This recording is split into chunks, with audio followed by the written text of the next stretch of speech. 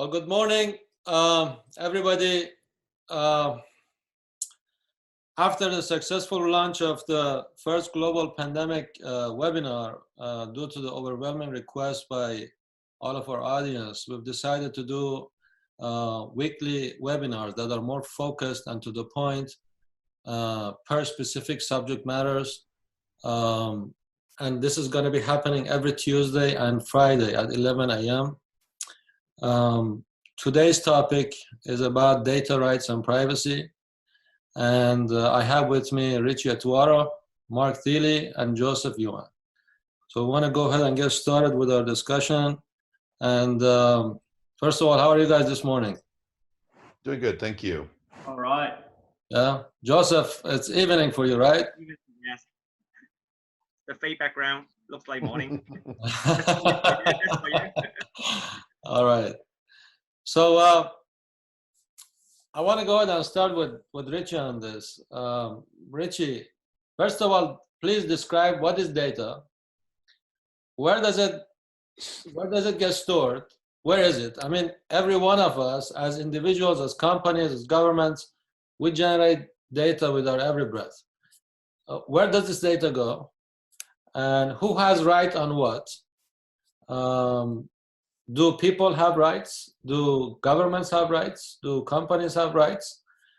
Just give us a summary of your perspective on this. Yeah, and thank you for having me. It's an honor here. Obviously, data come from data fairies, right? And so you don't have to worry about it. Yeah. It's a big question, and I think in order to answer it, we've got to be able to partition data into a couple of groups. So there is data that comes from an individual directly, right? Which is, if I didn't exist, this data could not have been there, right? There's data that comes from a group of individuals, which is maybe 100 individuals. And if I'm not in that 100, the data is still there, but me being inside of it makes it a little bit better, right? And then there's data that's derived from information that could come from different groups in different places. For example, something like my personal information, that comes from me, right? If I don't exist, that's not there. And so I have a different set of controls and legal claims upon that data set. For example, if I am in a neighborhood and we're all aggregating our GPS so that our map systems can tell us what's the fastest way to get home, well, yes, my data contributes to the value of that data. But if I walk away from it, the data can still exist. And then you have things that are derived, right, around patterns and insights and stuff like that. And I think one of the most important sort of initial parsing in our minds that we have to do is to recognize that all data is not the same and should not be treated the same. Now, when it comes to that first party data, or that thing that comes from me, a lot of the debate exists there. The debate exists because while the consumer feels like it's their data, and in many cases, it's hard to argue against that, corporations on the other side of that discussion can say, well, I paid to collect it, right? It's my servers and data centers that have been used to collect that. And by the way, you didn't pay me for that. And as a result, I have a claim on this data, okay? And just to increase the complexity before we simplify, to increase the complexity here, just in that phase, that first category of just my data, there's data that I give where I don't actually get anything back for it, okay? There's data that I give where I actually get something back for it, where it's free, right? So I get a service back. And there's data where I paid for the service, and it's a byproduct of a transaction that I paid for that's being monetized. A great example of that third one is you go to a doctor's office. All right, you walk into a doctor's office, you pay the doctor, you pay your copay, you pay for your prescription through your life insurance, you pay all the way through that service. And it's a byproduct of a service that you paid for already, which is your healthcare data that's being monetized by some partner of the doctor. So I know that overcomplicates the answer for you, but it's important to understand that you've got this stuff that is mine, here is part of a group, here is derived, and then there's the stuff that there's really no service transaction. There's the stuff where there's a service transaction, but I'm getting it back for free, right? So with Google, you're getting a free service. with Facebook, you're getting a free service to perpetuate your vanity. All right. And then there's a whole other row below that, which is a transaction which I paid for. So when you start to parse this thing, it's a very complex matter. And during this COVID period, where we all need more data, we all need more insights, everybody needs to get smarter day by day by day. What's happening is a lot of those well thought out, well understood corridors of prudent, careful thinking around data are being, in many cases, rightfully so, thrown out of the window so that we can fight the virus. And the issue is, are we going to remember to walk back from some of that in the recovery? We're gonna get into that discussion. That's where I think the issue is for data center folks today. Yeah. Okay. Mark, what is your take on this? Yeah, I mean, I agree with everything Richie said, and I would just add a few caveats. Maybe almost just a bit of additional detail to some of the definition he's already provided. And if you think about something that seems innocent, like Google collecting data on your phone about the fact that you always drive to the same supermarket and go back, and it's in your phone. And if you're not paying attention, it's in your Google or iPhone. If you don't shut it off or delete it, it's there, and that data is potentially retrievable. And that's just one example. There are other ways, using your Visa card, other things where that data is traceable. Visa has more controls over it, although government can get access if they have to or need to. But the point is that oftentimes it's not the direct data. Like Richie's example of going to the doctor and somebody finding out that you've got cancer. There are maybe a lot of reasons why you wouldn't want just everyone to know you have cancer. And so that's a direct correlation between your data and its individual bit of information being shared, causing you harm in some way. But there are a lot of more subtle ways for your data to cause harm, and that's pattern recognition by others of your activities. Any one piece of the pattern may seem innocent and free to give away. But when you put the strings together, it forms and can form very detailed pictures of who you are. I did a study on IoT maybe 3 or 4 years ago, and there was a little bit of a flavor of CIA and NSA mixed into the work that I was doing. It wasn't like it was a secret effort or anything. I was just doing my own work. But to make a long story short, I came away from it going, crap, a smart town with sensors in the streets, sensors on the park benches, sensors in the lights, sensors in the stoplights, sensors in your house. Now all of a sudden, sensors in your lights. Now all of a sudden, somebody's watching your house. They don't even have to be within 5 miles of your house. They could be 1,000 miles away, and they're going, wait a minute, every night at 10 o'clock, Mark takes a shower or goes to bed and the light goes off in his room. Why did the light not go on or not go off today? Why did the windows not vibrate in his kitchen? The sensors across the street did not pick vibrations of sound or anything off of the windows in his kitchen. He's always cooking at 7 o'clock. And so I'm making it very simplified, but in the end, it's the combination of the patterns I described first and the ability for other people to take data that you don't even know is yours that's being collected and turn it into an image of your life that can be really dangerous. And lastly, just to add a little bit more fear to the data thing that Richie ended with, is I'm frankly terrified that there are already a couple of handful of governments that are looking to put more power or have already put more power into the hands of the executive because of the threat of the virus. And like taxes, once those taxes, when they give them to you, you never get, they never take them away. Rights, when they take them away, you can pretty much bet you never get them back. And so it terrifies me that we could get to a point in the United States where, somebody could say, oh, the pandemic's gotten too bad, we're going to cancel elections. And in fact, it's too dangerous for Congress to meet, so we're going to disband Congress until the virus is gone. And I'll declare martial law, and so when I decide it's safe, I can let Congress back in. So we run a slippery slope once we start pulling the Jenga blocks out of the tower. And I'm afraid that this kind of situation in any risky government environment is fuel for the fire. But to your point, Mark, I think it's very important that we know our rights. What are those rights first, before we get worried about losing them? So it's important that we know as individuals, as companies, as governments, what are our specific rights on data, and that what are the pros and cons and opportunities of cost for every decision that we make. For example, you mentioned something about you're going to shopping to the same grocery store or so forth, and this is all being trended.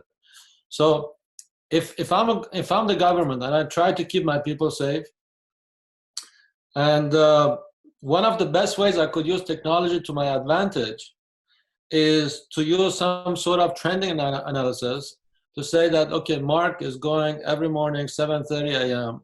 from his home to this point B, where is his office. And usually he stops once a week on the way to his work to fuel his car. And that's his trend. And sometimes he calls his wife and asks, okay, do we need something? And then he stops at this place and he visits his mom or whatever. So that's your trend, that's your lifestyle. And if someday that lifestyle drastically changes, you get flagged to a different level. Maybe you're not monitored every hour of your life, but at least you move to a new category where there will be more surveillance to watch Mark. What's going on with Mark today? You know, he's not normal. He's not acting normal. And that will be a preventive measure for a government that wants to try to prevent terrorism, for example. So it's a big question. Do we use technology to our advantage in order to prevent big disasters? And big disasters have happened to this country and around the world. And if we tell government, okay, technology is good, but you don't have the right to use it. Okay, it's only for us as individuals and the kids to play games and so forth. But you guys don't get serious about technology because that's going to take away our rights. So it's something I want you to think about while Joseph is speaking, and then we'll get back to discussing this. Sounds Joseph, good. Tell us your view on what we've discussed so far, and also what are the topics in Asia right now. Right. Hi, thank you very much for everyone, and good evening for those who is with my time zone. I think from my perspective, I think the difference between data and informations. Data supposed to have to be stored, to be manipulated, and to be able to share. Where information not necessary. You know, I came from a Chinese background. If you look at history is written by winners, but history not necessarily a true data, right? It's just information written by someone else. So I think if you ask me, you know, we are living in a digital age where the data can be stored and manipulated. That's what making it important to everybody. And if you ask me, I fully agree that I own my data. I own my data. But the question I think in today's talk will be mostly talk about when there's a social security issue happen, would anything government or enterprise would supersede yourself by owning the data? I think in Asia, people in Asia generally, they are increasing the awareness of the importance of their own data. There's always a statement saying that free lunch is the most expensive lunch because it's free. They must have taken something from you. And people in Asia, they're getting aware that, okay, you want to come to me, right? You want to get my information, you're going to pay. So we will see that those mobile apps and those social media will get a hard time in the next 5 or 10 years when they try to get, you know, people free login and free access of their data. And you know, I'm sure a lot of individuals will start fight back that, hey, look, you know, you want me to log into your social media, you know, did you pay me yet? One thing I think it will stimulate this into a very, very fast change is where 5G comes into it. Why every time I talk about 5Gs? Because of the bandwidth, because of the response, 5G makes each of us a data hub. Before, YouTube is a hub. We all go to YouTube. But now I am YouTube, I am a hub. You come to download video from me. So I own my own privacy, I own my own data. And in the 5G world, every individual is a hub, and there isn't any centralized. So we don't have a big owner in the 5G world. That's what I see coming up. So a big question is, I understand in a big social issue, in big social securities, we have to give away our data for the better living for the others, like in this COVID-19. If I got friends, infected, we should tell people, because or otherwise, people are getting prompt. But I agree with what Matt said. If we are giving out this data that easy, how can we get it back, once after the crisis? But Joseph, in your specific region of the world, governments have taken drastic measures in Yes, controlling the disease by collecting as much data as possible. What's been the reaction? What are some of the discussions over there?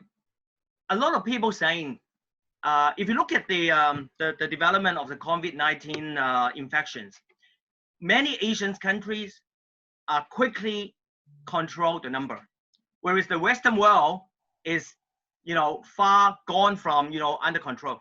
Some people said one of the reason of being is many Asian countries, their government is using a very strong control of their people and the use of data, and they ignore the individual's rights. I'll give you a few examples. In mainland China, they have CCTVs installed in many major buildings, taking photos of every one of you, and they put all this data into a map that everybody can see. The two giants, Alibaba and Tencent, they have been created some what they call health code, that you have to get that code, whether it's red, yellow, and green. So you have to put a label on yourself. If you can, when you go to a cinema or a hospital, if you cannot show that ID, whether you are green or yellow, you can't get in. You can't even get in. So government and the big enterprises like Alibaba, they have a very strong control. And because of that, then you see the number of infection in China is controlling it, very quickly. Another situation. Okay, let's look at Hong Kong. In Hong Kong, every infected people, or if you have relatives infected, you will have to wear a bracelet. The bracelet has a GPS inside connected to your mobile phone. The government will get hold on every one of you, wherever you walk, wherever you go, and everything is transparent. And by doing that, we are keeping our infection number very low. One last story I want to share with you. Korea government is tracing every one of the people from the social, the messenger, who are the friends you're talking to. They trace your credit card records. Which shop did you go? They get all this information for the purpose of, if someone infected, they will immediately find out which shop he has gone, who are his friends, who has talked to him, and then they will take out all this information and say, hey, guess what? Yesterday, you sell something to someone who is infected, and you will get caught. Okay. Manny, So this is how the Asian countries are doing it, by using data technology and to keep down the figures. You like it or not, this is how it has been going through. Yeah. Thank you. Yes, Richie. I want to recontextualize this a little bit, because I think there's three things that needs to be clarified. One is legal, one's about freedom, and one's about manipulation. So the question around rights, most of the data rights in the northern US, okay, are industry specifics. You've got HIPAA that controls healthcare. You've got FERPA for education rights, and there are regulations around who owns what parts of the data and what can or can't be done with it. Now, most of it, the ownership is not clarified as property, and that's a different issue. The reason why there's so much confusion here is because the contracts that are being used to secure people's consent are not actually contracts that anyone ever reads and understands. And so you've got this very, very large versions of rights, where one company makes you sign a contract that says they could do this, one government quasi-organization signs a contract that makes it say you can do this, and none of us read those contracts. They're contracts of adhesion, and there's 50 shades of gray inside of there. And that's because regulations are very, very wide.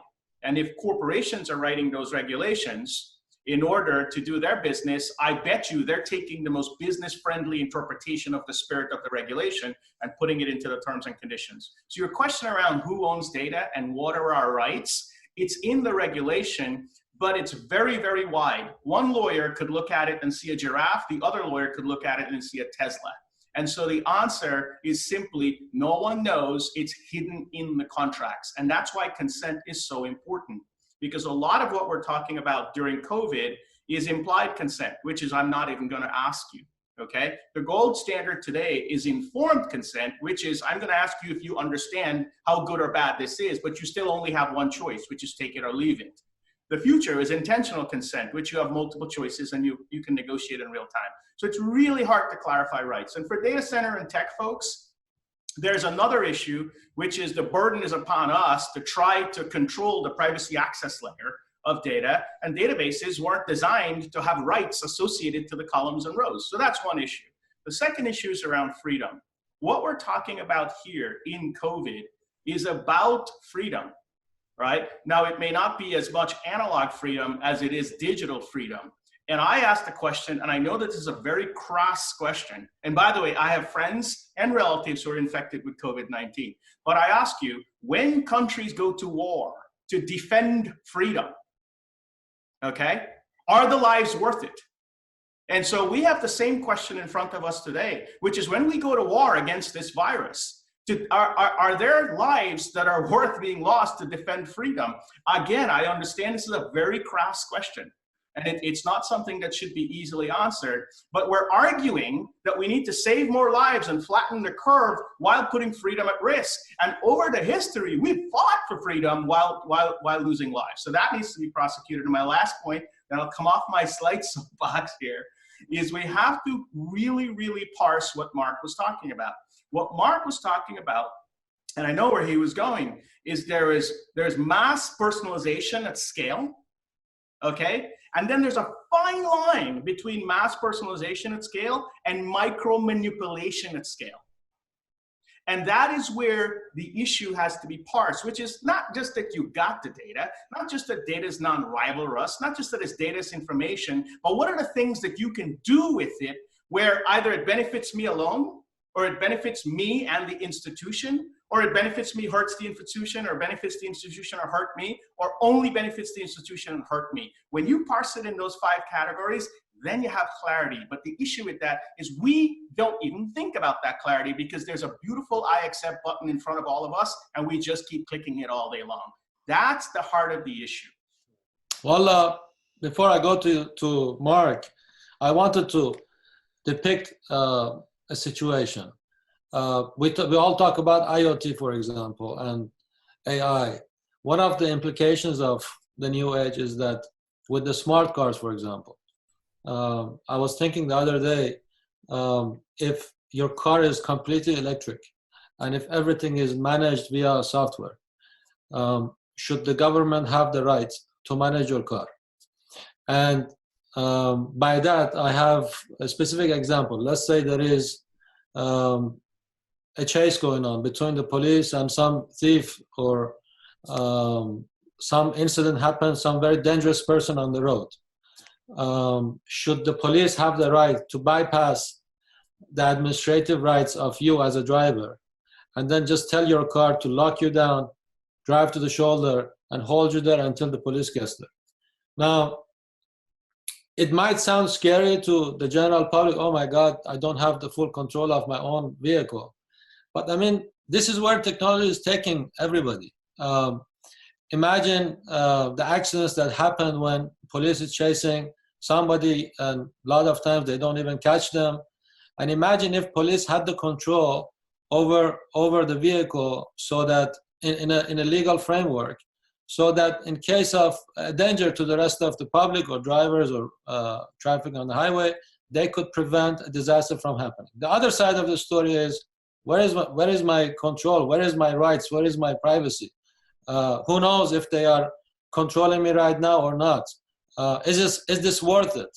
So that's the question. I mean, whether we like the topic or not is something that's happening, is something that's been discussed by the technology world. And for every technology that's been produced, there is different uses. There is the public use, there is the government use, there is a company use. So governments, for their safety and security divisions and units, this is how they perceive it. This is how they try to get the end result. And is this ethical in your opinion, Mark? Yeah, so that last part of the question about is it ethical is hugely deep if we swim through this entire topic that you just raised relative to information and control. What is ethical is really defined at the time when it comes to privacy and access. Unfortunately, there's no rule book for ethics, like there's no rule book for morals. They're defined by the people at the time. And I don't know what I'm fully willing to say, I don't know what the right answer is all the time relative to data privacy and or control to your own movement, et cetera, because there are a lot of good examples where having better access to what people own and what they do has some public safety merit. But my personal concern, and I'm an older guy, so maybe my personal concern comes from a day when we didn't have so many safety benefits, and so the intrusions were a little different. But my personal opinion is that the ability to control the car that way sounds great in a world where I know that every police officer and every control that police officer uses is 100% moral and legit in that world. And I don't live in a world where our governments give a shit about us. The government's only about protecting themselves. And that's evident. And that's not Mark. That's not Mark on a soapbox. That just is what it is. The government only cares about protecting themselves. So when we allow or it's taken the right, any new, we have to, I think, make the assumption of not on the most perfect day with the sun in the sky and a few clouds and the birds tweeting how that data or access will be used, but on the worst day, how that data or access will be used. And I think that's how we have to view this problem every single time. Yeah. Joseph, any points of view from your end with regards to this specific example? Yeah, it will. I think in my part of the world, this will quickly becoming a political issue in between parties, in between the beliefs of their political side. I fully agree with Mark. What happens in Hong Kong is that a lot of people are debating. Whoever are holding law force, are they really illegitimate to use the data? And if they're controlling the car of someone who is innocent. I would see that what the development of technologies will drive this issue hotter and hotter. And I see that in general publics, there increased knowledge of and awareness of of protecting their own data. This is how I see, and this will give. If this is very quick become a political issue, those politicians will have a hard time though, because they're gonna have a hard time because people knows what they fight for. So in the case of Huawei, for example, which got embargoed by US, right? So we have this Chinese giant who produces telecommunication equipment and infrastructure and access devices. And there is two sides of the argument. One says, okay, we couldn't compete with them in the open market, so we just embargoed them. We used our muscle to embargo them. And the other is, no, they're spying on our citizens, so we're gonna basically not trade with them. The other side of this last argument is, so what's the difference between Huawei listening on American citizens and America listening on Chinese citizens. And should every nation have their own telecommunication manufacturing companies who just work with their own secret service agencies and listen on their own citizens, or are we going to trust each other a little bit, or where do we draw the line? Richie, any opinions? Yep. So thank you for that. And Joseph, I agree, this is a political issue. So as you guys know, I've been actively engaged trying to argue for a 31st human right, which is the highest level of sort of agreement that we can have. And full disclosure, I've expended a fair amount of lobbying dollars around state laws in the US around ownership of data, et cetera. So I've got a 1080 view of the issue. It's already a political issue. And where the political lines fall, and Mehdi, I'll get back to your question again around, sort of, you guys can do it, we can do it to ourselves, but you guys can't do it to us, right? But where the issue falls is whether privacy is going to be sort of like spread across all humans like peanut butter, where everybody has their own version of privacy, or whether privacy can be personalized. And in order to bring that to light, I want to go back to your car example, right? So in your car example, by the way, Tesla can shut down your car right now. And using eminent domain, the government can go through Tesla and shut down your car if you're driving one of those, right? And not just Tesla, by the way, many of the other cars that are not electric, they could be shut down remotely, right? So the issue with that is, are there certain segments of society who can opt out of that and say, look, I'm well behaved, right? I've got a decent credit score. I don't have a track record of misdemeanors or anything like that in my life. And by the way, I'm willing to pay a higher level of tax or some sort of service fee for the cops to chase me further, right? If that has to happen. Whereas someone else wants to pay lower taxes because you don't want to expend that energy from the cops. They just should be able to shut you down. And it turns out that they have a slightly more colorful criminal report than yours. You get into this very, very, very complicated decision whether privacy is a human right. And by it being a right, it means that everybody has the same version of it, or privacy is negotiable.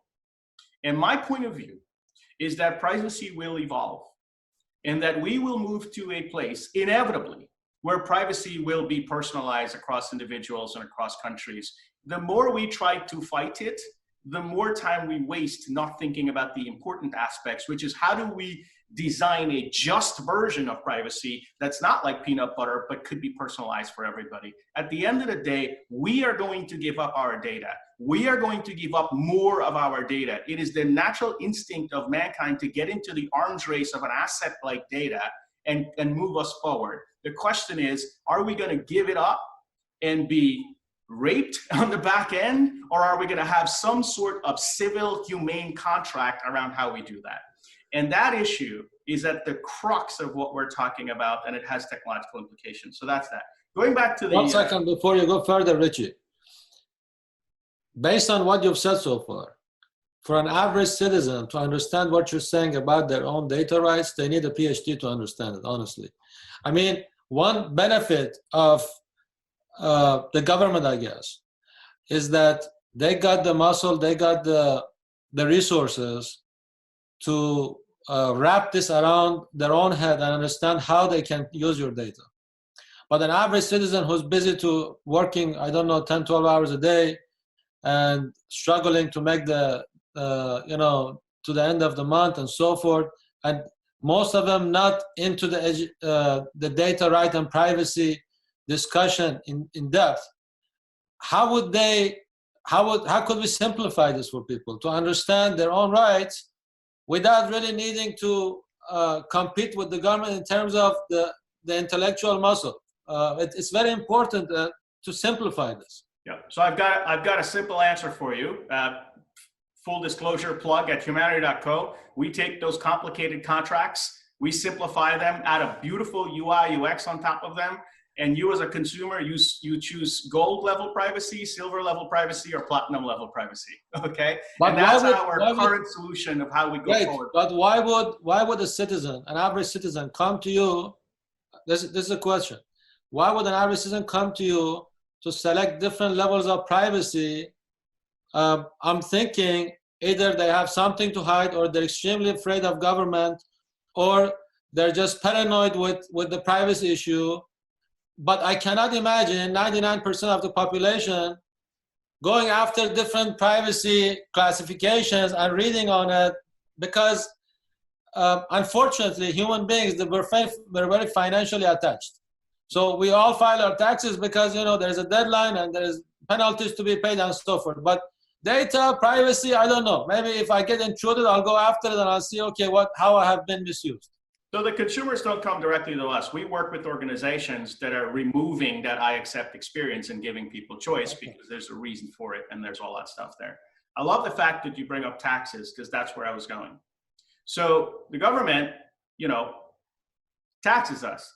And one of the most complicated pieces of language in the Library of Parliament languages in many countries is the tax code. Okay, and we still engage with the tax code as citizens every year. We do that by going to a tax accountant. I do see a world where there's a data accountant, where there's an individual that looks at your overall data exposure across all the organizations that you engage with and the data that you share, and helps you recalibrate and renegotiate that for specific purposes, whether it's monetary or not. Now that might not be 5 years out, it'll be more like 10 years out. But we as a species, we know how to deal with complicated issues. We create a layer of service providers that are experts that actually commercialize it for the masses. So there's a path there. But in today, let's talk about an issue today right now. The issue today right now is that, think about Apple and Google, for example. Apple and Google are putting out the contact tracing app in the US. Look at all the coverage on those apps. All the coverage is around the privacy issues.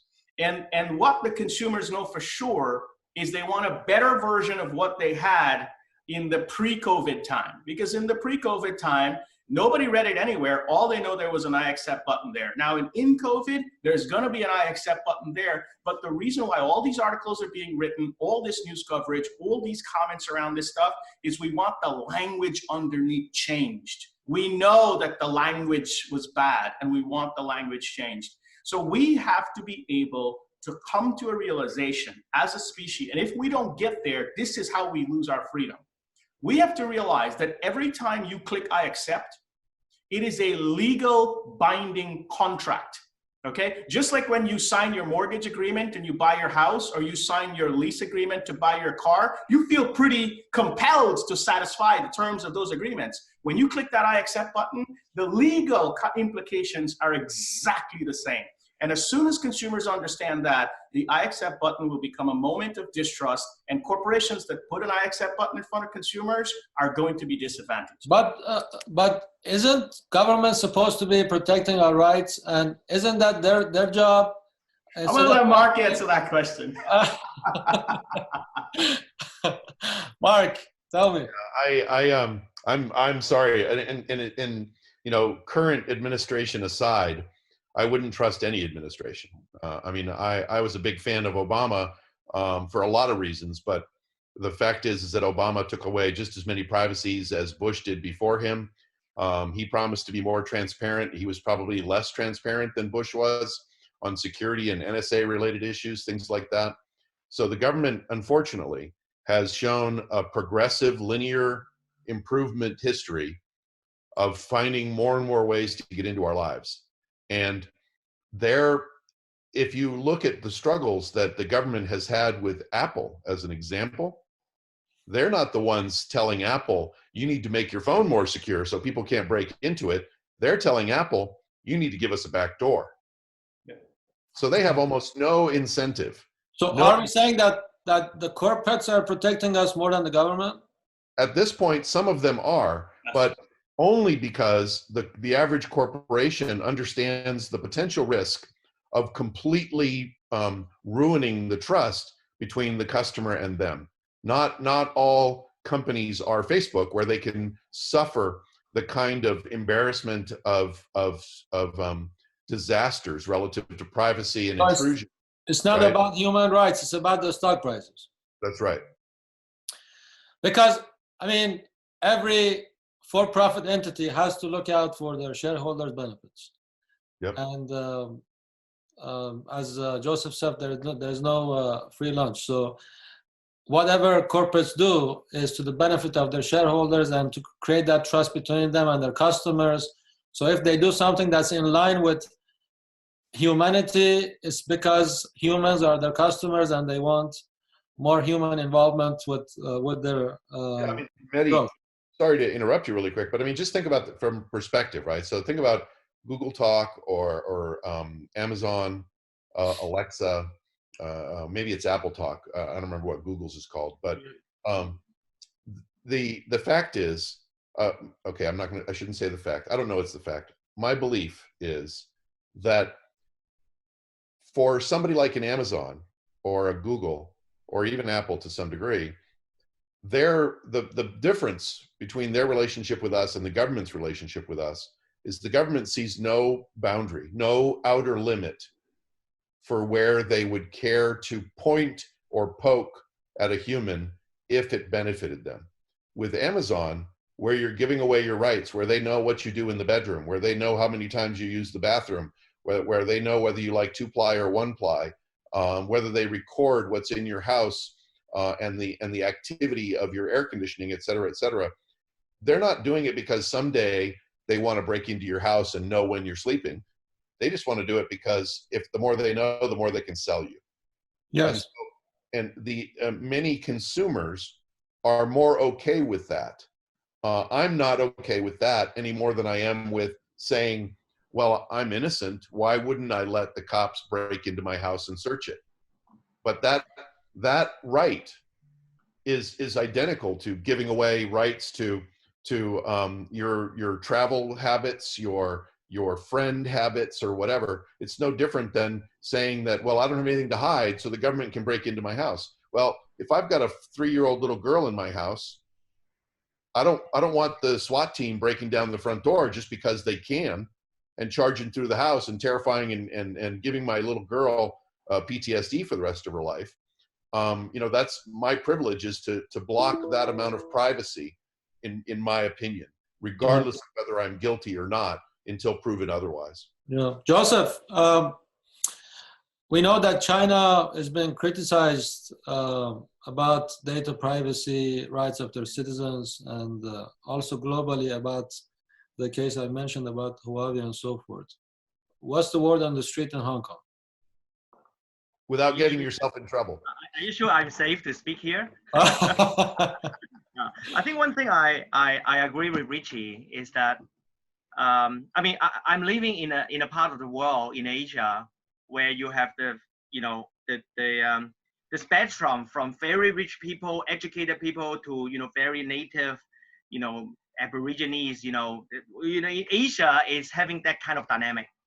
And you cannot, I agree with Richie, is that, you cannot have a set of the digital privacy rights across all people the same, cannot.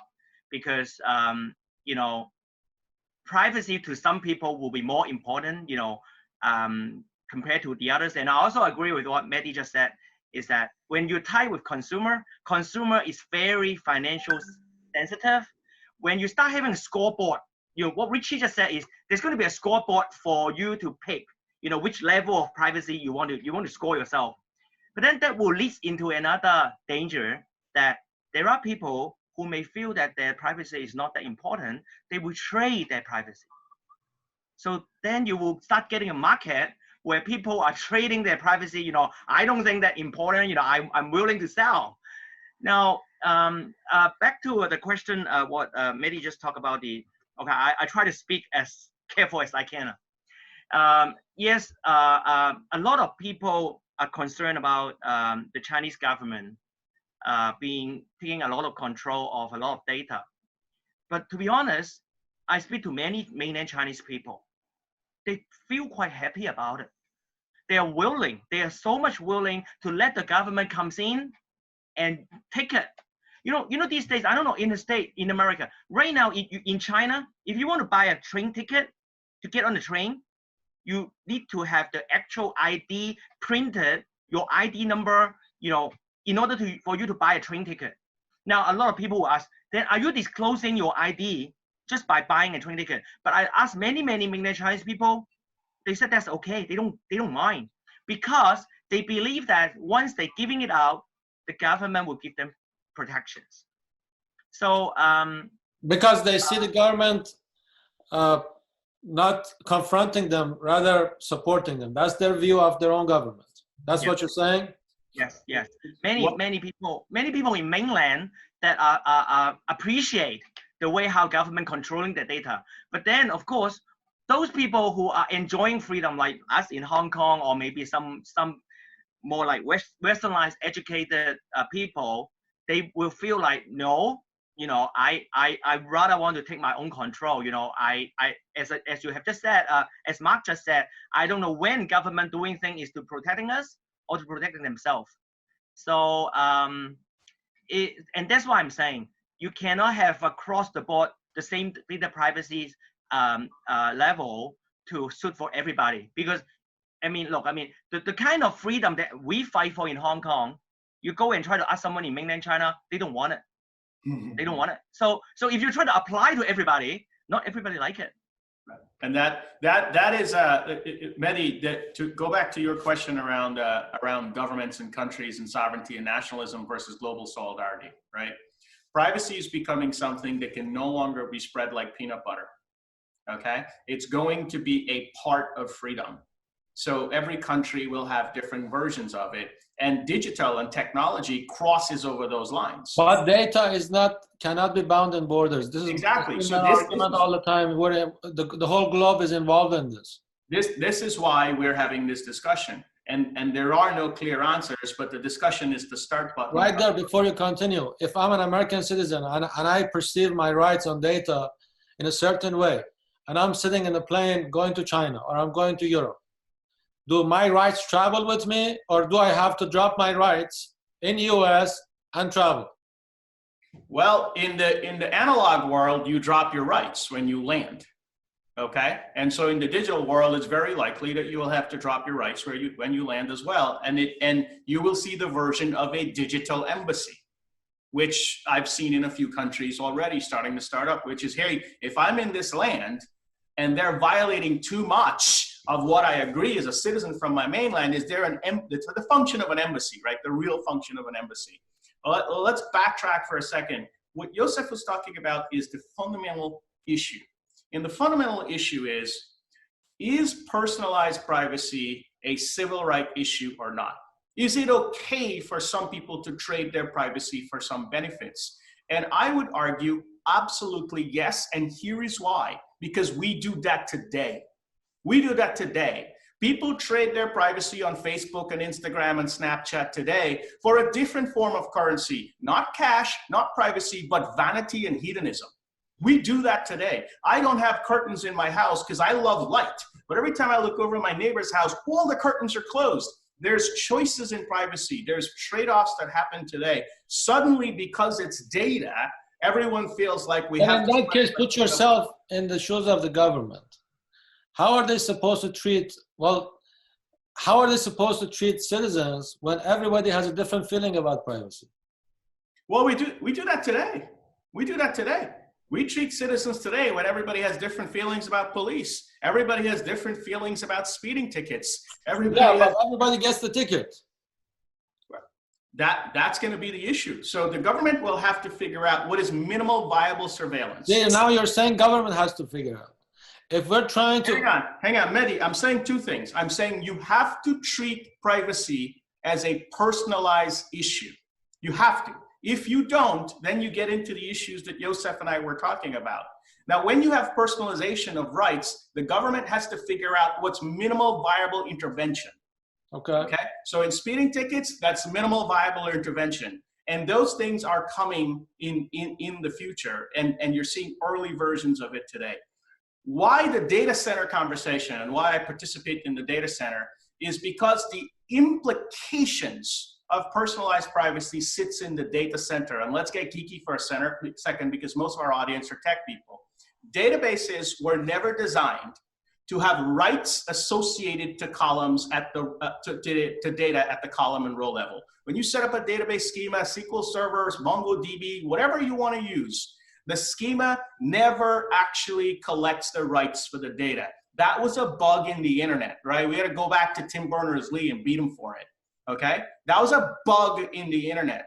And the issue is that most of those rights are in contracts. They're locked away in contracts. And so what's needed from a data center perspective is a mechanism to extract those rights from the contracts that were agreed on and signed and press them onto the database at the column and row level. So when you travel to China and you show up in China, the rights that are associated with your data is actually with the data. It's not a copy of the data. It doesn't have rights associated with it. That's why the data center community has such an important role to play in privacy, because we are the stewards of whether those rights are actually respected or not, no matter what the government says. Richie, trust me when I say this. The biggest hurdle we have here is not the government, it's the complexity of the topic. Absolutely. The topic is very complex for an average citizen to comprehend. And in my opinion, data is the easiest thing to be exploited simply because people who own them do not understand them. And again, I go back to my earlier point. Unless you know your rights, and unless you can classify your rights and your data and your privacy the way you just outlined it, you have no way of defending yourself. And I'll go to your other point where you said you envision a world where in 5-10 years down the road, you envision to have service providers who take care of that part of it for you. I think it has to happen earlier. It might not be practical in terms of where we are today, but in terms of the data we're generating and the way our data is being exploited, I think if something doesn't happen within the next couple of years, whereby there are service providers that actually take care of this for me, we might get into the culture of just letting go, just like what Joseph said about China. We'll just let go. And then we don't want to bother with it anymore. So, to be honest, I don't know that China just let go. I go back to, it's part of a cultural fabric, right? It becomes your culture to let go. But that's a choice that individuals make around the cultural fabric. I grew up from an Asian background, right? We have a completely different cultural fabric from an Eastern background. It doesn't mean one is good or one is bad, right? I have friends that come from a background where we cover our faces when we walk out in public. These are all cultural fabrics, and you just can't look at China and go, you guys got it wrong. Mark, do you think that people should be classified by their ethnicity, by their religion, by their race, by their gender when they're being surveilled or observed by the government? Is this legal, moral? How do you describe it? I think at a minimum it's unethical. At a maximum, it's potentially immoral.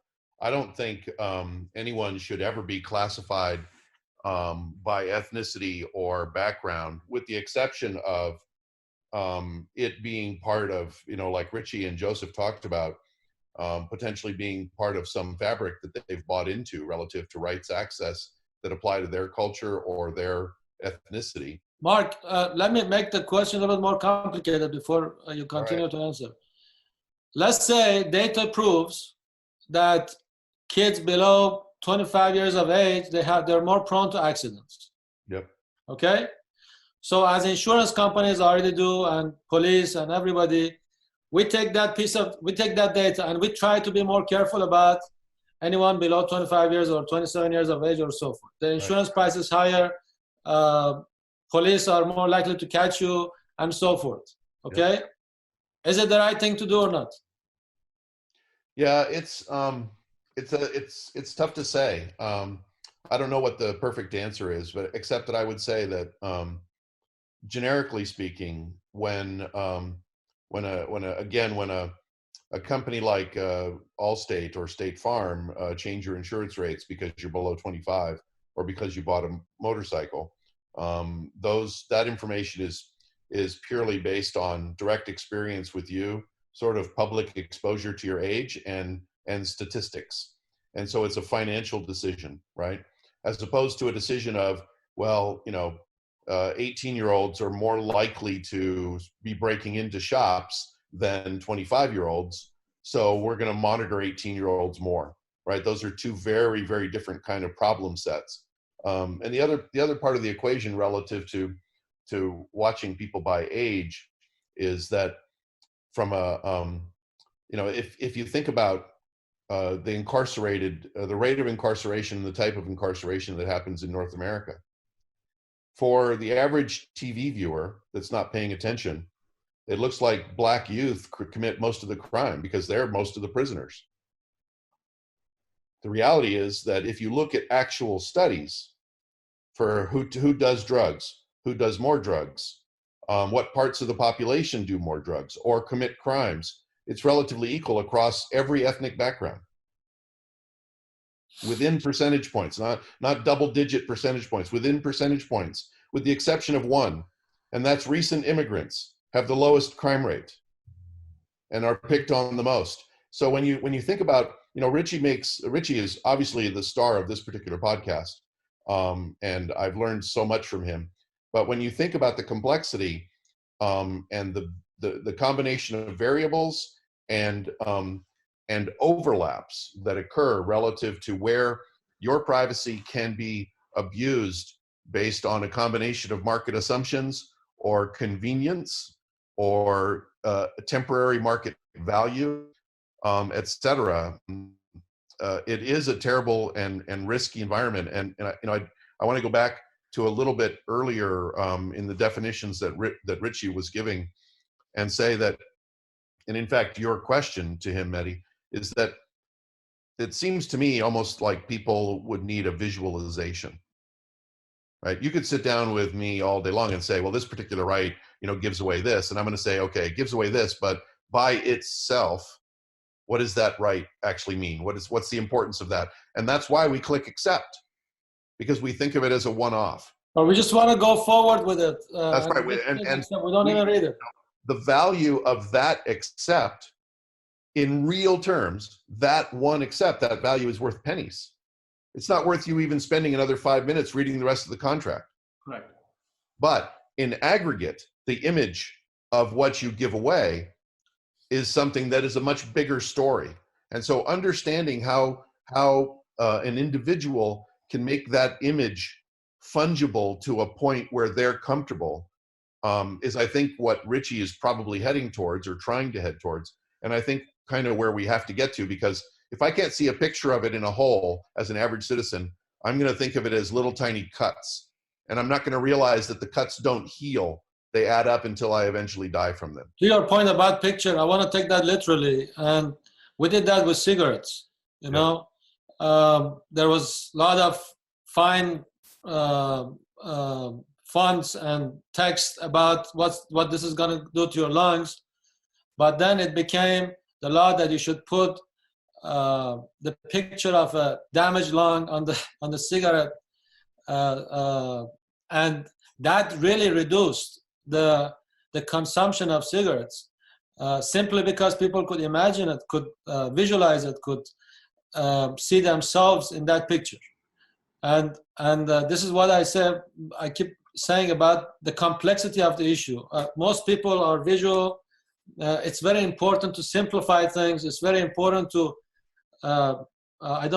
provide a couple of pictures. I know, Richie, you had a couple of graphs to show, and we'll maybe do that some other time. But it really helps the average population to understand what the rights entail, what complexities are there, what are the consequences of them giving the right to their privacy or data to a certain entity or government. And Joseph, anything you want to add before I go to the last round of conclusions here? To echo on Richie and Mark, other than the ethical issues, I will also see the complexity of how you implement, although it is a ethically right, like GDPR when it launched.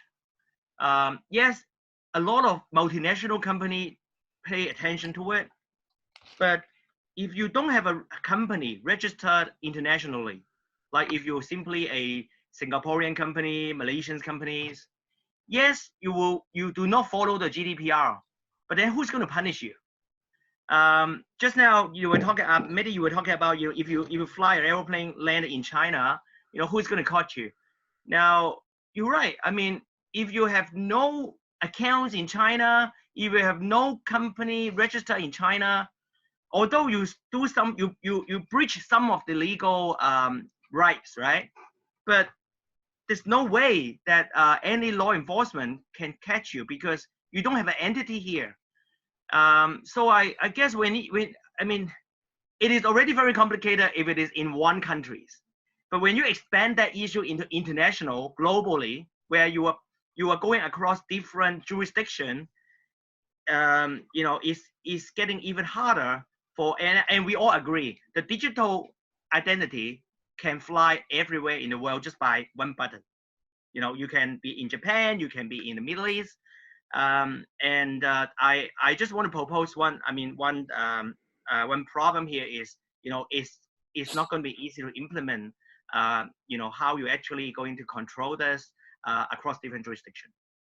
Okay, I'm going to let everybody conclude with one final question. What if the corporates and the governments start partnering up in basically having a consensus on how they're going to collect data? Because corporates have the money, the muscle, governments have the money, the muscle, and citizens are basically left alone if these two collide and if these two partner up. How do people as citizens make sure that their interests are protected in such a scenario? What is the remedy? And what would be our recommendation for pre-COVID, in COVID, in recovery, and the new normal as we're going forward with this pandemic? I'll let Joseph conclude, then Mark, and then I'll let Richie give the final words. Joseph. I think the during the COVID period, a lot of people is giving up you know, their own rights and putting the priorities into the social safety, and during this time, companies like big companies and governments, they are teaming up by saying that they are trying to solve the general public issues. And we all know that, you know, a lot of big companies, you know, they are taking they may be taking a chance to get themselves be a stronger data company, you know, when it is after COVID time. As a citizen, I think technology is giving tools and weapons for individuals to fight. Well, I wouldn't say fight back, but be able to balance out what if the enterprise, the large enterprise like Alibaba say, and the Chinese government, if they team it up. And I'm seeing this happen. Consumers are looking for tools like blockchain.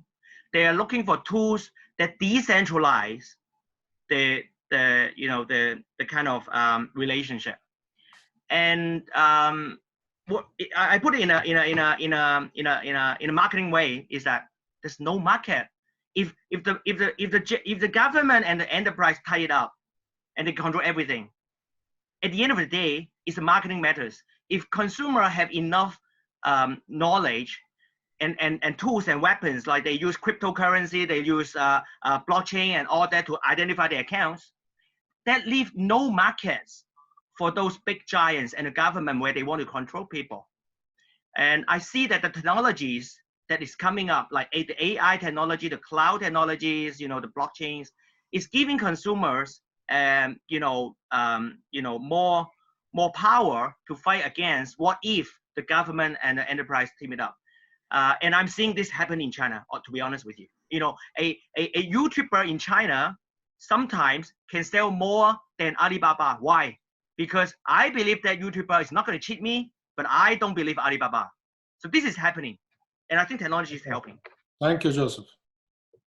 Yeah, so Joseph made some great points, and maybe I'll just add on to them a little bit. You know, pre-COVID, we were frogs in tepid water, not realizing that somebody else had their hand on the temperature gauge.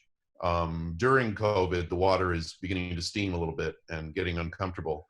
After COVID, if we're not careful, I think it will continue to go towards boil, and COVID will have been a catalyst for just accelerating the time between being tepid and being boiling.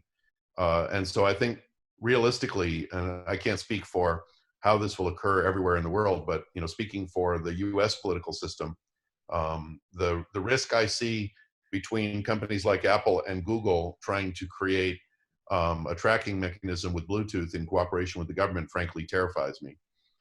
Besides the fact that technically I don't think it'll work, I just don't think it's a great idea for those companies to have that kind of partnership with the government. I think post-COVID, and hell, I'd be willing to volunteer with Richie any way I could help out, but post-COVID, I think from a citizen standpoint, we need to get a higher percentage of the population to realize that the only way we can fix this is by taking the value equation for what drives it away from the government and from big companies. And today, the political system supports the big companies getting as big as they are, doesn't support breaking them up, doesn't support putting controls on them. And the government themselves gets more value by the population being dumber and voting for whatever they propose, even though everything they propose is generated by lobbyists and corporations, not generated by the government themselves.